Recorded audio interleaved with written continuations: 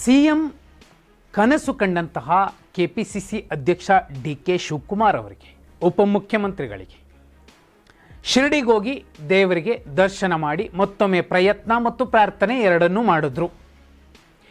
ಮೈಸೂರಿನಲ್ಲೂ ಅಂಥದ್ದೇ ಪ್ರಯತ್ನ ಮತ್ತು ಪ್ರಾರ್ಥನೆ ಮಾಡಿದ್ರು.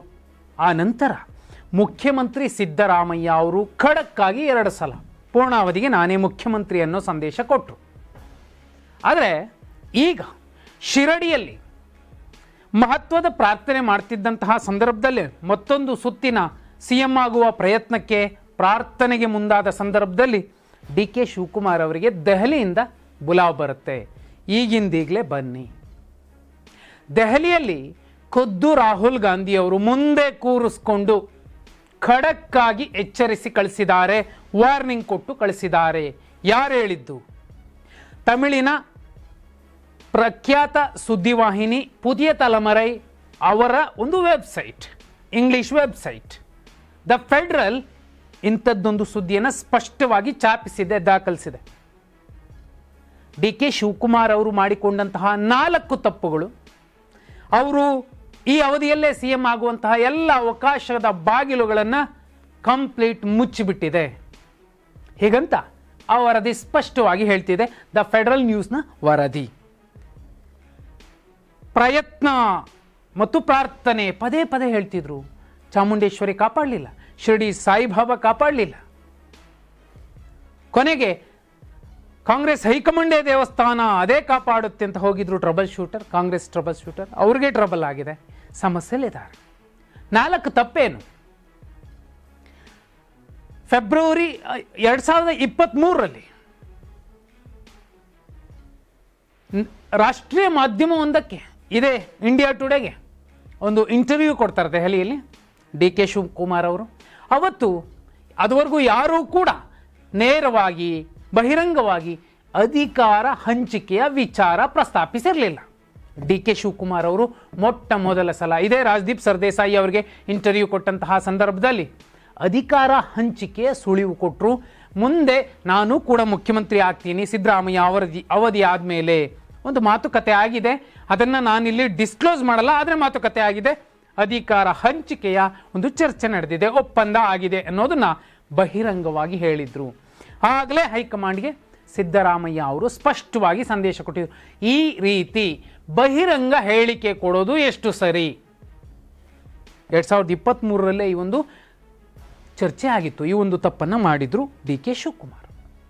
ಅದಾದಮೇಲೆ ಗಂಭೀರವಾದಂತಹ ಸಮಸ್ಯೆ, ಇವರದ್ದೇ ಸರ್ಕಾರದ ಸಂಪುಟ ಸದಸ್ಯರೊಬ್ಬರು, ದಮನಿತ ಸಮುದಾಯದ ಸದಸ್ಯರೊಬ್ಬರು ನನ್ನನ್ನು ಹನಿ ಟ್ರ್ಯಾಪ್ಗೆ ಕೆಡುವುದಕ್ಕೆ ಡಿ.ಕೆ. ಶಿವಕುಮಾರ್ ಅವರು ಪ್ರಯತ್ನಿಸಿದ್ದಾರೆ. ಡಿ.ಕೆ. ಶಿವಕುಮಾರ್ ಅವರು ಅಂತ ಹೇಳಲಿಲ್ಲ, ನಮ್ಮದೇ ನಾಯಕರೊಬ್ಬರು, ಮಹಾನಾಯಕರೊಬ್ಬರು ಪ್ರಯತ್ನಿಸಿದ್ದಾರೆ ಅಂತ ಹೇಳೋ ಮೂಲಕ ಹೈಕಮಾಂಡ್ ತನಕ ಹೋಗುತ್ತೆ. ಒಬ್ಬ ನಾಯಕನನ್ನು, ಅವರದ್ದೇ ಪಕ್ಷದ ಸಚಿವನನ್ನು ಬಾಯಿ ಮುಚ್ಚಿಸೋದಕ್ಕೋ ಮತ್ತೊಂದಕ್ಕೋ ಮಗದೊಂದಕ್ಕೋ ಹನಿ ಟ್ರ್ಯಾಪ್ ಮಾಡಿಸೋಕ್ಕೆ ಮುಂದಾಗಿದ್ರು ಅನ್ನೋದು ಹೈಕಮಾಂಡ್ ಕಿವಿಗೆ ಬಿದ್ದ ಕೂಡಲೇ ಮತ್ತೊಂದು ಸಲ ಅವರ ಮೇಲೆ 2ನೇ ಸ್ಟಾರ್ ಬೀಳುತ್ತೆ, ಮಾರ್ಕ್ ಬೀಳುತ್ತೆ, ಅವರ ಸಿಎಂ ಆಗುವಂತಹ ಕನಸಿನ ಮೇಲೆ. ಇದು 2ನೇ ತಪ್ಪು. ಆಗಲೂ ಕೂಡ ಹೈಕಮಾಂಡ್ ಕರೆಯಲಿಲ್ಲ, ಏನೂ ಮಾತಾಡಲಿಲ್ಲ, ಬುದ್ಧಿ ಹೇಳಲಿಲ್ಲ. 3ನೇದ್ದು, ಇದೇ ಡಿ.ಕೆ. ಶಿವಕುಮಾರ್ ಅವರ ಬಣದ ನಾಯಕರು ಪದೇ ಪದೇ ಒಂದು ಚಾನ್ಸ್ ಡಿ.ಕೆ. ಶಿವಕುಮಾರ್ ಅವರಿಗೆ ಬೇಕು, ಅವರು ಮುಖ್ಯಮಂತ್ರಿ ಆಗ್ತಾರೆ, ಮುಖ್ಯಮಂತ್ರಿ ಆಗ್ತಾರೆ, ಮುಖ್ಯಮಂತ್ರಿ ಆಗ್ತಾರೆ ಅಂತ ಹೇಳ್ತಾನೆ ಬಂದರು. ಏನಾಯಿತು? ಆ 3ನೇ ತಪ್ಪಿನ ವಿಚಾರವಾಗಿಯೂ ಕೂಡ ಹೈಕಮಾಂಡ್ ಆ ಕ್ಷಣಕ್ಕೆ ಯಾವುದೇ ರೀತಿಯಾದಂತಹ ಒಂದು ಕ್ರಮ ತೆಗೆದುಕೊಳ್ಳಲಿಲ್ಲ. ಆ ತಪ್ಪು ತಪ್ಪಾಗಿ ಉಳಿತು. 4ನೇದು, RCB ವಿಜಯೋತ್ಸವ ಯಾರು ಮಾಡಿಸಿದ್ದು, ಯಾಕೆ ಮಾಡಿಸಿದ್ದು, ಯಾರ ಕಾರಣಕ್ಕೆ 11 ಜನ ಸಾವನ್ನಪ್ಪಿದ್ರು, ಏನಾಯಿತು? ಈ ಎಲ್ಲ ಪ್ರಶ್ನೆಗಳಿಗೆ ದೆಹಲಿಯಲ್ಲಿ ರಾಹುಲ್ ಗಾಂಧಿ ಅವರ ಎದುರಲ್ಲಿ ಇದೇ ಡಿ.ಕೆ. ಶಿವಕುಮಾರ್ ಅವರು ಕೂತಾಗ ಉತ್ತರಿಸಬೇಕಾಯಿತು. ಇಷ್ಟೆಲ್ಲ ತಪ್ಪುಗಳನ್ನು ಮಾಡಿಯೂ ಕೂಡ ಮತ್ತೆ ಮುಖ್ಯಮಂತ್ರಿಗಳೇ ಸುಮ್ಮನಿರುವಂತಹ ಸಂದರ್ಭದಲ್ಲಿ ಅಧಿಕಾರ ಹಂಚಿಕೆ ಚರ್ಚೆಯನ್ನು ಜೀವಂತವಾಗಿ ಇಟ್ಟಿದ್ದು ಯಾರು? ಮತ್ತೊಂದು ಅವಕಾಶ ಡಿ.ಕೆ. ಶಿವಕುಮಾರ್ ಅವರಿಗೆ ಕೊಡಬೇಕು ಅಂತ ಹೇಳುತ್ತಾ ಬಂದಿದ್ದು ಯಾರು? ಏನಾಗ್ತಿದೆ? ಇದಕ್ಕಿಂತಲೂ ಮುಖ್ಯ ಏನು ಗೊತ್ತಾ? ಒಬ್ಬರಿಗೆ ಒಂದೇ ಹುದ್ದೆ ಅನ್ನುವಂತಹ ಮಾತೇನು ಜೋರಾಗಿ ಕೇಳಿಸ್ತಿದೆ. ಬಿಹಾರದ ಚುನಾವಣೆಯ ಬಳಿಕ ರಾಜ್ಯದಲ್ಲೂ ಕೂಡ ಒಬ್ಬರಿಗೆ ಒಂದೇ ಹುದ್ದೆ ಸಿಗತ್ತೆ. ಕೆಪಿಸಿಸಿ ಅಧ್ಯಕ್ಷ ಪಟ್ಟವೂ ಕೂಡ ಕೈತಪ್ಪುವಂತಹ ಸಾಧ್ಯತೆಗಳು ನಿಚ್ಚಳವಾಗಿದೆ. ಧೈರ್ಯ ಏನಂದರೆ ಹೈಕಮಾಂಡ್ಗೆ, ಡಿ ಕೆ ಶಿವಕುಮಾರ್ ಅವರು ಹೈಕಮಾಂಡ್ ನಿಷ್ಠರು, ಏನೂ ಮಾಡೋಕ್ಕಾಗಲ್ಲ, ಅವರು ಸೈಲೆಂಟಾಗೇ ಇರಬೇಕು. ಜೊತೆಯಲ್ಲಿ ಸಿದ್ದರಾಮಯ್ಯ ಅನ್ನುವಂತಹ ನಾಯಕನನ್ನು ಎದುರು ಹಾಕಿಕೊಂಡು ಗುದ್ದಾಡೋದು ಕಷ್ಟ.